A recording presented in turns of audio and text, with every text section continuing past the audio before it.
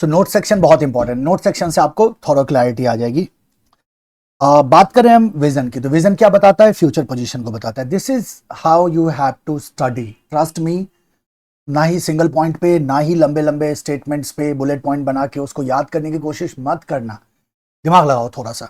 Vision क्या बताता है? फ्यूचर पोजीशन को बताता है, यानी कि what kind of future you are trying to create, है ना। जैसे हमने क्या कहा था, टू बिकम, मान लो अगर हम चाहते हैं to become most profitable company, most profitable company in the world, हम ऐसा बनना चाहते हैं, उसको हम क्या कहते हैं? विजन कहते हैं। Where we want to go, what we want to become, हम कहां जाना चाहते हैं, हम क्या बनना चाहते हैं, दैट इज आवर विजन।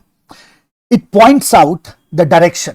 याद करो एसएम का इंपॉर्टेंस में हमने कहा था कि एसएम हमें डायरेक्शन देता है, और उसका रीजन हमने बताया था, because we define vision, mission, goals and objective, यहीं से डायरेक्शन मिलता है। तो vision points out direction towards the future. Vision is equal to, अब ये फॉर्मूला आपको याद रखना है, बड़ा इंटरेस्टिंग है कि जो टॉप मैनेजमेंट के क्या व्यूज हैं on the companies direction and product, customer, market and technology focus. So product, customer, market, technology focus और कंपनी डायरेक्शन को लेकर टॉप मैनेजमेंट के क्या व्यूज हैं, इनसे बनता है आपका विजन। आप याद करो करंट से फ्यूचर आ रहे थे, तो हमने कहा नया प्रोडक्ट लॉन्च करेंगे, नए मार्केट में जाएंगे, टेक्नोलॉजिकल अपग्रेडेशन करेंगे, एक्विजिशन करेंगे, बहुत सारे स्ट्रेटजीज को हमने अप्लाई किया था। उन सब, वो सब हमें लेके कहां जा रहे हैं? विजन की तरफ लेके चले जा रहे हैं, राइट। तो vision will incorporate all these things. What is the top management views towards the company direction and what is your product, customer, market, technology focus. So that is your vision. Vision से, vision के definition के अलावा हो सकता है vision के बारे में पूछ दिए कि एक लाइन दो लाइन में डिफाइन करो, वो तो कर लोगे बड़ी आसानी से। इसके अलावा दो बड़े स्पेसिफिक सवाल बनते हैं, तीन सवाल बनते हैं इनफैक्ट। देखो तीनों क्वेश्चन मैं आपको यहां लिख रहा हूं, आप भी नोट कर लेंगे, आपके पास तो ये पीडीएफ जाएगा ही, तो आपको नोट करने की जरूरत नहीं है। पहला सवाल बनता है कि विजन जो है आपका ड्राफ्ट अ विजन। पहला सवाल बनता है कि विजन को ड्राफ्ट करो। अब वो किसी कंपनी के बारे में आपको थोड़ी बहुत जानकारी दे देंगे, है ना, एक सिनेरियो बना के, और फिर आपसे कहेंगे कि विजन को ड्राफ्ट करो। मैं सिखाऊंगा आपको विद क्वेश्चन, राइट। बट ये पहला टाइप ऑफ क्वेश्चन है कि ड्राफ्ट अ विजन, वो आपको विजन को ड्राफ्ट करने के लिए बोलेंगे, जो कई बार एग्जाम में आ चुका है। दूसरा सवाल आपका बनता है विजन वर्सेस मिशन। अब आपसे पूछ देंगे वो कि विजन और मिशन को डिफरेंशिएट करो। ये बड़ा इंटरेस्टिंग क्वेश्चन है। अब आपको क्या करना है? एक टेबल बनाया, एक कॉलम में विजन लिया, दूसरे कॉलम में मिशन लिया, विजन के पॉइंट विजन में, मिशन के पॉइंट मिशन में, दैट्स इट। डिफरेंशिएशन में तो कोई चैलेंज ही नहीं आएगा आपको। ड्राफ्टिंग अ विजन में you will be needing some skill. तीसरा सवाल बनता है essentials of vision. Essentials of vision, तो यहां आपसे विजन के एसेंशियल्स पूछे जा सकते हैं। तो ये तीन प्रोमिनेंट सवाल बनता है विजन में, तो तीनों को आप पे कमांड होना चाहिए। हम तीसरे को देखने जा रहे हैं, एसेंशियल्स ऑफ विजन। तो विजन के चार एसेंशियल्स होते हैं। कितने एसेंशियल्स? चार एसेंशियल्स होते हैं। देखो सबसे पहला है थिंक क्रिएटिवली। सबसे पहला क्या है हमारे पास? Think creatively. मैंने आपसे क्या कहा था? एक होता है विजन, एक होता है मिशन। और आदमी दो तरह से सोचता है, आदमी दिल से भी सोचता है, आदमी दिमाग से भी सोचता है। सुना होगा ना आपने, दिल से सोचना, दिमाग से सोचना। विजन को फॉर्मुलेट करते वक्त आपको दिल से सोचना चाहिए। अब आप बोलोगे सर दिल से सोचेंगे कैसे? दिल तो ब्लड पंप करता है ना, दिल सोचने का काम थोड़ी करता है। तो दिल से सोचने का बेसिकली मतलब यह है कि उसमें इमोशनल इनपुट ज्यादा होता है, रैशनल लिमिटेशंस कम होती है। So when you are formulating your vision, you should think by your heart, और फिर आपको इस सीमा नहीं होती है आपका। और trust me, vision can be anything. आप कुछ भी इमेजिन कर सकते हो as a vision, not an issue at all. तो certainly you will have to think creatively to formulate your vision. आपको कैसे सोचना होगा? आपको क्रिएटिव होकर सोचना होगा अपने विजन को लेके, and that how you are going to prepare your company for the future. In that context you have to be creative, that how you are going to position your company or prepare your company for the future, because you know that future is full of uncertainties. So think creatively about how to prepare company for the future. Think creatively about how to prepare company for the future. पहला क्या बोलोगे? Think creatively about how to prepare company for the future. Second is intelligent entrepreneurship. Now what is entrepreneurship? आप जानते हो ना, entrepreneurship का मतलब ही यही होता है कि हम फ्यूचर नीड को समझ के, सच तो यही है, otherwise rest of the things are basically ventures, you are starting a business. कि अब मान लो कोई अपॉर्चुनिटी ऑलरेडी एग्जिस्ट कर रहा है, मल्टीपल कंपनीज काम कर रही हैं, वो प्रोडक्ट आपने लॉन्च कर दिया, so that's simply a business you have started. But when we talk about the entrepreneurship का बेसिकली मतलब ही यही होता है कि we try to find the demand which is going to be there in the future, और उस demand को रियलाइज करने के लिए we start designing product today and we start a venture, we start a startup. और वो startup क्या करता है, उस फ्यूचर प्रॉब्लम को टैकल करने की कोशिश करता है। सो बिल्कुल ब्रांड न्यू होता है वो, वहां कहीं कोई डिमांड नहीं होता है, बेसिकली आप डिमांड को क्रिएट कर रहे हो। तो ट्रू एंटरप्रेन्योरशिप तो यही है। और विजन बेसिकली वही चीज है ना, because it is an intelligent entrepreneurship. So vision formulation and exercise in intelligent entrepreneurship because you are seeing your future. तो ये एक इंटेलिजेंट एंटरप्रेन्योरशिप का एक्सरसाइज है as far as vision is concern. तो आप क्या बोलोगे, think creatively to prepare company for the future and intelligent entrepreneurship, intelligent entrepreneurship. The third one is well articulated. Articulated का मतलब क्या है, यहां सिंपल शब्दों में याद रखना, कम्युनिकेटेड। अब सवाल आता है कि जो विजन हमने फॉर्मुलेट किया उस विजन को हम क्या करें, किसी को ना बताएं, छुपा के रखें? जवाब है नहीं। बिजनेस के केस में ऐसा नहीं होता। पर्सनल विजन में, आपका जो पर्सनल विजन है ना, उसमें दोनों पॉसिबिलिटीज होती है। अगर आप दूसरों को बताने से डिमोटिवेट हो जाते हैं तो बिल्कुल मत बताइए, अगर आप दूसरों को बताने से ज्यादा मोटिवेट होते हैं तो बताइए। बट कंपनी के केस में जो स्टेक होल्डर्स है, जो लोग कनेक्टेड हैं कंपनी से किसी न किसी तरह से, उनका इंटरेस्ट है, they would like to know about that in what direction you are going. और साथ ही साथ जब क्लैरिटी रहती है, everyone knows about the vision of the company, in that case that will create enthusiasm. और हर एक कंपनी, हर एक स्टाफ, हर एक member of the organisation will try to give their 100%, right. तो इसीलिए हम कहते हैं it should be well articulated. So articulation का मतलब होता है कम्युनिकेटेड। सो मैनुअल्स में, कंपनी के वेबसाइट पे, कंपनी के डिफरेंट डॉक्यूमेंट्स पे विजन मेंशन्ड होता है, जिससे सब में अवेयरनेस हो विजन के बारे में और सब अपना 100% दे towards the achievement of vision. So it should be well articulated. Articulated क्या करता है, क्रिएट एंथुसियाज्म, जोश भरता है लोगों में, मेंबर्स ऑफ कंपनी में। It should B best worded. तो अब इसको सिंपल तरीके से समझना है बेस्ट वर्डेड का। तो बेस्ट वर्डेड का मतलब है, शशि थरूर वाली अंग्रेजी यूज मत कर लेना विजन को फॉर्मुलेट करते वक्त। बेस्ट वर्डेड का मतलब है कि आपके शब्दों का चयन ऐसा हो कि वो पाथ को क्लियरली इल्यूमिनेट करे, यानी कि उस विजन को पढ़ने के बाद क्लियरली समझ में आए लोगों को कि हाँ आप किधर जा रहे हो। सो आप क्या बोलोगे, बेस्ट वर्डेड का मतलब यही है, सही शब्दों का चयन बेसिकली देखा जाए तो क्लियरली इल्यूमिनेट्स डायरेक्शन। क्या होना चाहिए, वो क्लियरली डायरेक्शन को इल्यूमिनेट करे। ये 4 एसेंशियल्स हैं आपके विजन के, जो बहुत ही वाइटल है। अगर डायरेक्ट क्वेश्चन उन्हें पूछना है तो वो यही पूछेंगे, think creatively, intelligent entrepreneurship, well articulated and best worded. क्या बोलोगे, think creatively, intelligent entrepreneurship, well articulated and best worded. इसकी कोडिंग नहीं करेंगे, जरूरत नहीं है, 4 ही पॉइंट है, आसानी से दिमाग में रह जाएगा। This is all about your vision. Let's talk about the mission. हमने क्या कहा था, मिशन क्या बताता है, रीजन ऑफ एग्जिस्टेंस। मिशन क्या है, present leading towards future. Mission किसको डिफाइन करता है, प्रेजेंट कैपेबिलिटीज को। मिशन में हम किस सवाल का जवाब देते हैं, where are we now, what are we now, why are we now. Mission क्या बताता है, रीजन ऑफ एग्जिस्टेंस को बताता है। So mission is what business are we in. हम किस बिजनेस में हैं, ये कौन बताता है, नहीं मिशन बताता है। It is present leading towards future. ये प्रेजेंट है जो किधर लेके जा रहा है, हमें फ्यूचर की तरफ लेके जा रहा है। It is precise and clear. Mission precise होता है, विजन नहीं होता। मिशन क्या होता है, प्रिसाइज होता है, और मिशन बहुत क्लियर होता है। It describes present capability, customer focus and the business makeup. आपका बिजनेस किस तरह का बना हुआ है। तो बिजनेस मेकअप को, कस्टमर फोकस को, प्रेजेंट कैपेबिलिटीज को आपका मिशन क्या करता है, डिफाइन कर देता है। आपको याद होगा हमने क्या क्या कहा था, मिशन बताता है किसको, reason of existence of form in the society. Reason of existence of form in the society.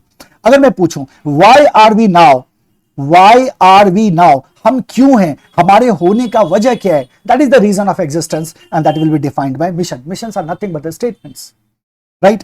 Where are we now, अभी हम कहां हैं, where are we now. So technically we are describing our present, and when we are describing our present that is mission. तो हमारा क्या हो जाएगा, mission. So why are we now, where are we now, what we are exactly doing right now, ये सारे aspect किसको बताते हैं, मिशंस को बताते हैं। अब मिशन में there may be multiple questions. है ना। एक एक करके मैं आपको बताता हूं, सब में डबल स्टार करके मैंने रखा है आपके लिए, सारे क्वेश्चन इंडिविजुअली इंपॉर्टेंट है। पहला है useful points while writing a mission statement. अब देखो, मिशन स्टेटमेंट को लिखते वक्त कुछ बातों का ध्यान रखना चाहिए। There are some useful point what need to be considered while writing a mission statement. अब ये यूजफुल पॉइंट जो है ना, इसको कई तरह से पूछा जा सकता है। इसको पूछा जा सकता है कि ये बताओ कि क्या टिप्स आप दोगे जो ध्यान में रखना चाहिए मिशन स्टेटमेंट को बनाते वक्त। आपसे टिप्स पूछ देगा, बस टिप्स बताओ, आप बोलोगे 3 टिप हैं ध्यान में रखना है, right. There are lot of factors what need to be considered, but point of view of question और जो कंटेंट दिया गया उसके हिसाब से तो टिप्स बोल सकते हैं। आपसे पूछ सकता है कि क्या सजेशंस आप दोगे। अगर कोई कंपनी है, एक मान लो सिनेरियो बना दिया कि मिस्टर रमेश है, मिस्टर रमेश को जो है वो मिशन फॉर्मुलेट करना है, आप क्या सजेशन दोगे रमेश जी को। तो हम बोलेंगे हम 3 सजेशन देना चाहेंगे रमेश जी को, वो 3 हमारे यूजफुल पॉइंट्स हैं। आपसे पूछा जा सकता है कि क्या गाइडलाइंस आप दोगे मिशन को बनाते वक्त, या क्या एडवाइस आप दोगे मिशन को बनाते वक्त। कंफ्यूज नहीं होना है, कैसे भी करके अगर वो राइटिंग मिशन स्टेटमेंट से रिलेटेड क्वेश्चन पूछे तो आपका आंसर इंपॉर्टेंट फैक्टर या इंपॉर्टेंट पॉइंट्स या यूजफुल पॉइंट्स ही होगा। इसको ध्यान में रखना है। और सर क्या पूछा जा चुका है, हाँ पूछा जा चुका है। सजेशंस के नाम से भी, टिप्स एंड सजेशंस के नाम से भी पूछा जा चुका है, गाइडलाइन के नाम से भी क्वेश्चन एग्जाम में पूछा जा चुका है। बहुत सारे बच्चे कंफ्यूज कर गए थे कि ये कहां से टपक पड़ा। आगे बढ़ो, तो कितने गाइडलाइंस है हमारे पास, तो हमारे पास 3 गाइडलाइंस है या 3 इंपॉर्टेंट यूजफुल पॉइंट्स हैं। सबसे पहला है स्पेशल आइडेंटिटी। स्पेशल आइडेंटिटी का मतलब क्या हुआ। So we are operating in an industry, there are many companies जो सेम लेवल पे ऑपरेट कर रहे हैं, सेम टाइप ऑफ रिसोर्सेज है, सेम टाइप ऑफ कस्टमर्स को वो सर्व कर रहे हैं, सेम उनके कॉम्पिटिटर्स है जैसा हमारा है, राइट। सेम रिसोर्सेज को यूज कर रहे हैं, सेम तरह का ऑपरेशन है, एक ही लेवल पे हम लोग ऑपरेट कर रहे हैं। तो अब मेरा मिशन ऐसा होना चाहिए जो मुझे मेरे कॉम्पिटिटर्स से अलग identity they. It should be different from my competitors. इसीलिए आप सबसे पहले कहते हैं स्पेशल आइडेंटिटी। तो अगर आपका मिशन ऐसा होना चाहिए जो आपको क्या दे, स्पेशल आइडेंटिटी दे, राइट। सो आप क्या कहते हो, give organisation its own special identity. क्या बोलेंगे, own special identity that should be different from similarly positioned companies. तो जो सिमिलरली पोजिशन्ड कंपनीज हैं उनसे डिफरेंट आइडेंटिटी हमें हमारा मिशन देगा, right. Second, target group, technology and competencies. ये तो हम जानते हैं मिशन में इंक्लूड होता है। तो व्हाट नीड्स टू सेटिस्फाई, हम कस्टमर के किन नीड्स को सेटिस्फाई करने जा रहे हैं। What is the target customer group, हमारा टारगेट कस्टमर ग्रुप कौन होगा। क्या टेक्नोलॉजी एंड कॉम्पिटेंसीज हम यूज कर रहे हैं और क्या एक्टिविटीज हम परफॉर्म कर रहे हैं, इसका रिफ्लेक्शन आना चाहिए मिशन में। फिर से बोल रहा हूं, हमारा कस्टमर कौन है, हम क्या नीड को फुलफिल कर रहे हैं, हम किस तरह की टेक्नोलॉजीज एंड कॉम्पिटेंसीज को यूज कर रहे हैं, हम किस तरह की एक्टिविटीज को परफॉर्म कर रहे हैं, इसका रिफ्लेक्शन आना चाहिए हमारे मिशन में। अब आप क्या करना, अगर आपको पीडीएफ मिल गया है तो ठीक है, अदरवाइज ग्रुप में चेक कर लेना, मैंने बुक का पीडीएफ शेयर किया है, तो पीडीएफ को खोलना और वहां जाना। मैंने एग्जांपल दे रखा है आपको कंपनीज के मिशंस का, तो आप मिशंस को पढ़ना जरा। जब आप मिशंस को पढ़ोगे ना, आपको इन्हीं पॉइंट्स का रिफ्लेक्शन मिलेगा। आपको किसी पॉइंट में कस्टमर फोकस दिखाई देगा कि किस कस्टमर ग्रुप को हम टारगेट कर रहे हैं, किस नीड को सेटिस्फाई कर रहे हैं, किस तरह की टेक्नोलॉजी एंड कॉम्पिटेंसीज को हम यूज कर रहे हैं, किस तरह की एक्टिविटीज को हम परफॉर्म कर रहे हैं, इसका रिफ्लेक्शन आता है किसमें, मिशन में। तो ये हमारा सेकंड टिप है। पहला टिप था आपका मिशन ऐसा होना चाहिए जो आपकी कंपनी को एक ओन सेपरेट आइडेंटिटी दे। दूसरा, आपका मिशन ऐसा होना चाहिए जिसमें टेक्नोलॉजी, जिसमें कस्टमर ग्रुप, आपकी कॉम्पिटेंसीज, आपकी एक्टिविटीज, आप किस नीड को सेटिस्फाई कर रहे हैं, इसका रिफ्लेक्शन आपको दिखना चाहिए। Number 3, it must be unique. तो सर तीसरा और पहला रिलेटेड दिख रहा है, क्योंकि जब हम ओन स्पेशल आइडेंटिटी की बात कर रहे हैं तो कहीं ना कहीं वहां भी यूनिकनेस की बात आ रही थी। तो हम कहते हैं हाँ, यूनिक टू द ऑर्गेनाइजेशन। ये हमारे ऑर्गेनाइजेशन के लिए क्या होना चाहिए, यूनिक होना चाहिए। तो ये 3 इंपॉर्टेंट एस्पेक्ट हैं। क्या क्या बोला आपने, पहला स्पेशल आइडेंटिटी, दूसरा जो टेक्नोलॉजी कस्टमर फोकस को क्लियर करेगा, और तीसरा यूनिकनेस। तीनों को रखना, target group, technology and competencies, तीनों को रखना, राइट। तो ये 3 हमारे पास क्या हो गए, यूजफुल पॉइंट्स हो गए, एडवाइस हो जाएगा, सजेशंस हो जाएगा, गाइडलाइंस हो जाएगा, जिसको आपको फॉलो करना चाहिए। अच्छा देखो, अब यहां मैं आपको एक चीज क्लैरिफाई करता हूं। हमने 3 चीजों की बात करी। हमने सबसे पहला क्या कहा कि आपकी ओन स्पेशल आइडेंटिटी देगा आपको मिशन, राइट। नंबर 2, हमने कहा आपका जो टेक्नोलॉजी है आपका जो कस्टमर ग्रुप है, आपकी जो कॉम्पिटेंसीज हैं, इसका आपको रिफ्लेक्शन दिखेगा। और नंबर 3 में हमने क्या कहा, ये यूनिक होगा, राइट। इन 3 चीजों को फॉलो करके मिशन स्टेटमेंट लिख लो, आपका मिशन स्टेटमेंट सही होगा, ये हमने सलाह दिया। इसके अलावा और भी बहुत सारे एस्पेक्ट है जो मैं ध्यान में रखें। जैसे हम कहते हैं मिशन स्टेटमेंट जो होता है, आपका जो मिशन होता है वो कभी भी इंपॉसिबल नहीं होना चाहिए, क्योंकि अगर मिशन इंपॉसिबल होगा, इस बात को समझो कि अगर मिशन इंपॉसिबल होता है ना तो वो आपको डिमोटिवेट करता है, because you know we can not achieve it. और जैसे ही आपके दिमाग में ये सेंस आता है ना we can not achieve it, तो आपका क्या होता है, मोटिवेशन लेवल डाउन होता है। तो हम कहते हैं it should not be impossible but achievable. कैसा होना चाहिए, अचीवेबल होना चाहिए, ऐसा होना चाहिए जिसको अचीव किया जा सके, जिसको अचीव करना पॉसिबल हो। तो उस कंडीशन में आप you will try to achieve that. अब अचीवेबल में भी आपको एक बात का खास ध्यान रखना है कि it should B achievable at the same time must be challenging. अब दोनों में फर्क क्या है, अचीवेबल होना और चैलेंजिंग होने में क्या फर्क है। जैसे मैं कहता हूं आपने टारगेट किया कि मैं 50 नंबर लाऊंगा एफएमएसएम में, अचीवेबल है और बहुत ईजी है, ट्रस्ट मी, यहां आपको मोटिवेशन नहीं मिलेगा। लेकिन आपने टारगेट किया कि मुझे 85 लाना है एफएमएसएम में, तो 50 नंबर भी अचीवेबल है, 85 भी अचीवेबल है, राइट। अब लेकिन जो 85 अचीवेबल है वो चैलेंजिंग है एट द सेम टाइम। 85 को अचीव करने के लिए you will have to put lot of effort. 50 के लिए आपको उतना एफर्ट नहीं लगाना होगा जितना आपको 85 के लिए लगाना होगा। तो हम कहते हैं कि 50 नहीं होना चाहिए, 85 होना चाहिए, ऐसा मिशन हो कि मिशन अचीवेबल हो, at the same time it must be challenging, ताकि लोग अपना 100% एफर्ट लगाएं, राइट। इंपॉसिबल मतलब जैसे आपने कहा बोले को 100 आउट ऑफ 100 स्कोर करना है, सो मैंने पहले ही कहा था आपको कहीं ना कहीं एक आध नंबर वो काट ही लेंगे। इसको इंपॉसिबल कहना थोड़ा मुश्किल है क्योंकि थियरी पेपर में भी 100% मार्क्स आते हैं, है ना। बट जैसे आप 100 नंबर का पेपर आपने 101 का टारगेट ले लिया वो तो इंपॉसिबल हो गया ना, होगा क्या कभी, हम कहते नहीं होगा। सो इस बात को ध्यान में रखना है। तो मिशन क्या होगा, कभी भी इंपॉसिबल मिशन इंक्लूड नहीं होंगे। मिशन क्लियर होता है, प्रिसाइज होता है, स्पेसिफिक होता है, पहले भी बात कर चुके हैं। जब आप मिशन को फॉर्मुलेट करते हो तो कस्टमर्स की और सोसाइटी के वेलफेयर को आप कंसीडर करते हुए फॉर्मुलेट करते हो, इसका रिफ्लेक्शन आपके मिशन में दिखेगा। इससे रिलेटेड एस्पेक्ट अभी हम फर्दर डिस्कस करने वाले हैं, बट इसको ध्यान में रखना है, राइट। आगे बढ़ो। Why organization should have a mission.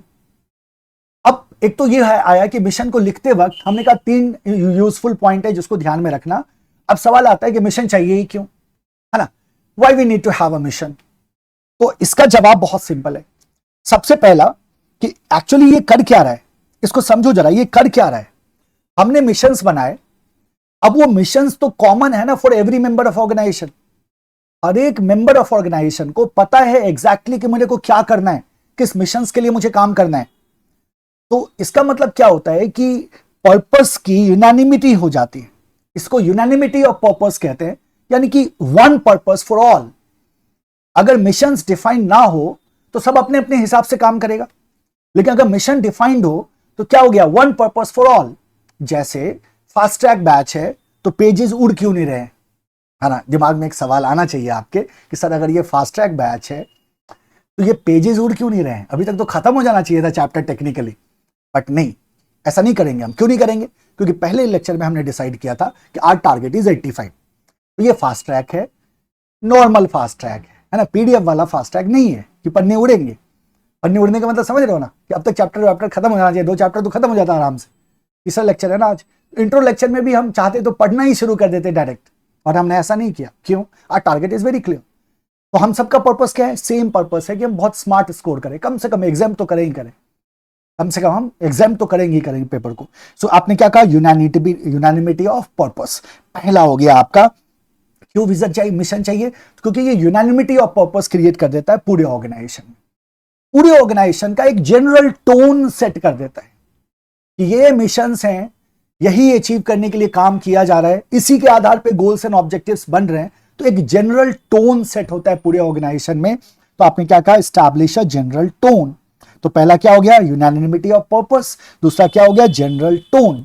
तीसरा focal point for stakeholder. Yes और नो, कोई भी ऐसा आदमी या कोई भी ऐसा इंडिविजुअल एंटिटी जो भी हो जो ऑर्गेनाइजेशन से किसी भी तरह से कनेक्ट कर रही है, उसके लिए ये फोकल पॉइंट की तरह काम करता है। आप किसी भी कंपनी को उठाओ, उसके प्रोफाइल को देखो, उसके मिशन को देखो, आपको समझ में आ जाएगा ये कंपनी करना क्या चाह रही है। आप आईसीएआई के मिशंस को देखो, आपको समझ में जाएगा आईसीएआई करना क्या चाह रहा है। और आपके साथ जो कुछ भी हो रहा है ना, चाहे वो आपकी ट्रेनिंग हो, चाहे वो आप देखोगे जो लेटेस्ट टेक्निक्स एंड प्रोसीजर्स लेके आती है आईसीएआई, जब आप मिशन पढ़ोगे ना आप बोलोगे अरे एग्जैक्टली वही तो हो रहा है है ना, जो इनके मिशंस में लिखा हुआ है, आप तुरंत कनेक्ट कर लोगे उसके साथ। एक बार ट्राई करना, है ना। Example is given in the book. तो क्या करता है, एक फोकल पॉइंट की तरह काम करता है। Unanimity of purpose, general tone and the focal point, then come the specify organization purpose. ये तो डेफिनेशन ही है मिशन का। मिशन क्या करता है, पर्पस को स्पेसिफाई करता है। To develop basis for resource allocation. अब मिशंस के आधार पे ही रिसोर्सेस का क्या होगा, अलोकेशन होगा to various activities. And also सिर्फ हम कहते हैं अलोकेशन ही नहीं, it also motivate the utilization of resources. इसको भी ध्यान में रखना है, अलोकेशन ऑफ रिसोर्सेस और साथ ही साथ क्या करना, motivate the utilization of resources, motivate for the utilization of resources, utilization of resources. And last one is translation of objective into work structure, right? So these are certain reasons for which we should have a mission statement. तो ये भी कई तरह से पूछा जा सकता है। आपसे ऐसे पूछ देगा reasons for having a mission statement, आपसे बोल देगा reasons for having a mission statement। Mission statement के होने का क्या कारण है भाई, हमें क्यों चाहिए मिशन स्टेटमेंट, उसके क्या रीजन है, ये ऐसे भी पूछा जा सकता है ना। Why organization should have a mission, ये ऐसे भी पूछा जा सकता है, राइट। और किसी भी तरह से क्वेश्चन को ट्विस्ट किया जा सकता है। ध्यान में रखना, ये वो कारण है जिसकी वजह से हमें मिशन स्टेटमेंट चाहिए होता है, राइट। याद करो, अभी मैंने आपसे कहा था एक और बड़ा इंपॉर्टेंट एस्पेक्ट है that what business are we in. अब ये कॉन्सेप्ट पीटर ड्रकर साहब का दिया हुआ है। पीटर ड्रकर साहब ने हमेशा पीपल के पॉइंट ऑफ व्यू को, पीपल के वैल्यू को बिजनेस में हमेशा हाईलाइट किया है, राइट।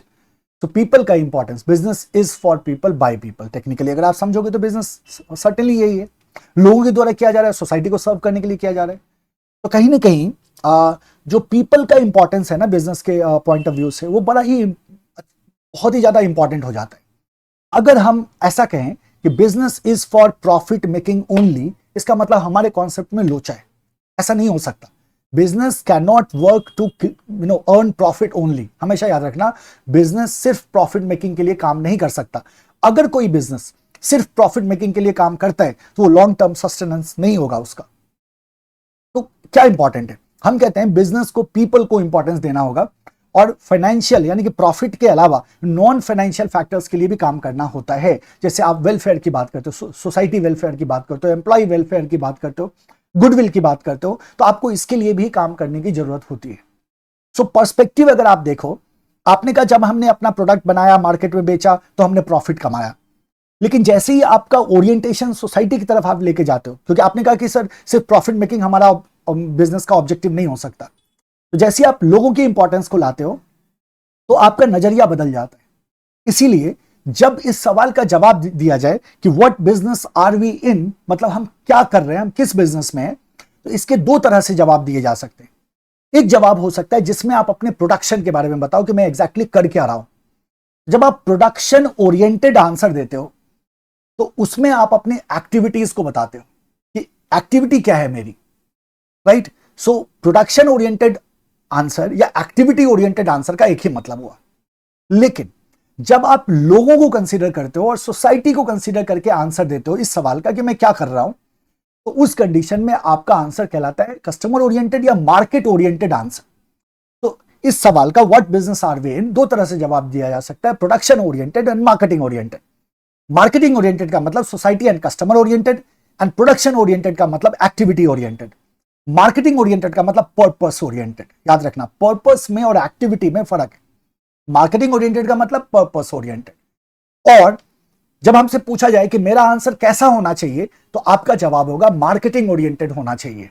पीपल की इंपॉर्टेंस को देखते हुए क्या बोलोगे, मार्केटिंग ओरिएंटेड हमारा आंसर होना चाहिए। यही ड्रकर साहब ने समझाया था यहां इस कॉन्सेप्ट में, that what business are we in. हर एक बिजनेस को इसका जवाब देना होगा। और आपको पता है व्हाट बिजनेस आर वी इन, जब आप इसका जवाब दोगे तो बेसिकली आप क्या बता रहे हो, मिशन बता रहे हो। आप क्या बता रहे हो, मिशन बता रहे हो। तो अभी मैंने थोड़ी देर पहले आपसे क्या कहा था कि मिशन को फॉर्मुलेट करते वक्त कस्टमर एंड सोसाइटी के को भी हमें कंसीडर करना चाहिए। लो, आपको ड्रकर साहब करवा रहे हैं यहां। आपने कहा व्हाट बिजनेस आर वी इन, जब इसका जवाब देंगे तो मिशन होगा। तो वो जो मेरा होगा, that answer should be marketing oriented. Answer कैसा होना चाहिए, मार्केटिंग ओरिएंटेड होना चाहिए। देखो we have some examples here. जैसे कंपनीज है हमारे पास, पहली कंपनी है इंडियन ऑयल।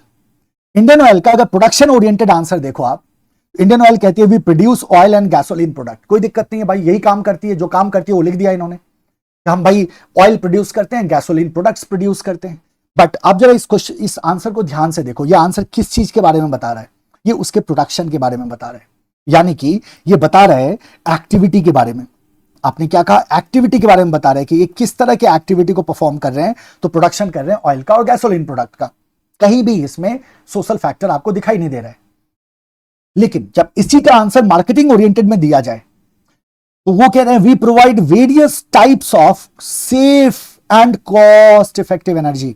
जैसे ही safe and cost effective energy आया, इसका मतलब ये मार्केटिंग ओरिएंटेड आंसर है, जहां किस चीज को बताया जा रहा है, पर्पस को बताया जा रहा है। पर्पस क्या है, safe and cost effective energy provide करना। So this is purpose oriented. यहां ओरिएंटेशन क्या हो गया, कस्टमर एंड सोसाइटी। COST का मतलब कस्टमर, कस्टमर एंड सोसाइटी। सो कौन सा आंसर बेटर है, कौन सा सूर्य में आपको ज्यादा अच्छा लग रहा है, बोलेंगे सर ये वाला। लाइकवाइज इंडियन रेलवे को देखो, वी रन रेल रोड। क्या कह रहा है कि इंडियन रेलवे क्या कह रहा है, वी रन रेल रोड। सही तो है, वो रेल रोड रन करते हैं, है ना। क्या हो गया, एक्टिविटी ओरिएंटेड हो गया। जब ये मार्केटिंग ओरिएंटेड में जाता है तो ये कह रहा है we offer transportation and material handling system. आगे वैल्यू इसकी बात हो रही है, या वैल्यू डिलीवरी की बात हो रही है ना। जैसे ही वैल्यू डिलीवरी की बात हो रही है, जैसे ही मार्केटिंग ओरिएंटेड आंसर जाता है तो आपका पर्पस का रिफ्लेक्शन आता है, कस्टमर एंड सोसाइटी का रिफ्लेक्शन आता है। Then we have the Lakme. Lakme कहता है in the factory we make cosmetics. Factory में हम कॉस्मेटिक्स बनाते हैं, लैक्मे यही करता है। बट मार्केटिंग ओरिएंटेड देखो, in the drug store we sell hope, यानी कि दवाई की दुकान में हम उम्मीद बेच रहे हैं। फर्क देख रहे हो आप। तो हमारा आंसर हमेशा कैसा होना चाहिए, और answer should be marketing oriented. यहां से एक बार क्वेश्चन एग्जाम में आ चुका है, फिल इन द ब्लैंक्स में होप गायब कर दिया था उन्होंने, और होप बच्चों को फिल करके आना था। हालांकि ये ज्यादती थी, इस तरह के सवाल नहीं पूछे जाने चाहिए, बच्चा स्टेटमेंट थोड़ी याद करता रहेगा। बट आ चुका है एक बार फिल इन द ब्लैंक्स पे। बाकी आपको एग्जाम्पल ध्यान में रखना है और कॉन्सेप्ट को ध्यान में रखना है। किसने दिया था, पीटर ड्रकर साहब ने ये कॉन्सेप्ट दिया था। तो this is all about your mission. तो we are done with the vision and mission. तो हमने क्या देखा, स्ट्रैटेजिक मैनेजमेंट के इंपॉर्टेंस एंड लिमिटेशंस को देख लिया, हमने स्ट्रैटेजिक इंटेंट को देखा, उसके सारे कंपोनेंट्स को देखा, फिर हमने विजन को देख लिया, फिर हमने मिशन को देख लिया। अब बचा है गोल्स एंड ऑब्जेक्टिव्स, वैल्यू, और उसके बाद स्ट्रैटेजिक लेवल्स। सो जो हमारा कल का क्लास होगा वो हमारा आखिरी क्लास होगा इस चैप्टर का। इस चैप्टर को हम वाइंड अप करेंगे। कल के क्लास के एंड में मैं आपको पास्ट ईयर का क्वेश्चन शीट प्रोवाइड करूंगा चैप्टर 1 का, राइट। फिर मैं आपको 2-3 दिन का टाइम दूंगा, फिर हम FM तब तक करते रहेंगे। जब FM का हमारा एक चैप्टर कंप्लीट होगा तो फिर हम जब SM पे आएंगे दोबारा, तो मैं उसका सोल्यूशन आप लोगों से डिस्कस करूंगा, राइट। सो मैं उम्मीद करता हूँ अभी तक जो भी लेक्चर्स हुए उसको आपने डेफिनेटली कवर कर लिया होगा, राइट। ट्रांसमिशन का थोड़ा सा इशू आया था, तो बेयर विद दैट, है ना। वी आर वर्किंग ऑन कि ये रिजॉल्व कर दिया जाए। ये लोकल प्रॉब्लम है, ट्रांसमिशन का जो इशू आ रहा है, बस कंप्लीटली लोकल प्रॉब्लम। हम बात कर रहे हैं उससे कि जल्दी इसको रिजॉल्व कर दिया जाए, right. So keep working hard, keep shining, see you tomorrow at same time 7 PM, और यहाँ से हम आगे बढ़ेंगे। Thank you everyone, bye bye, take care.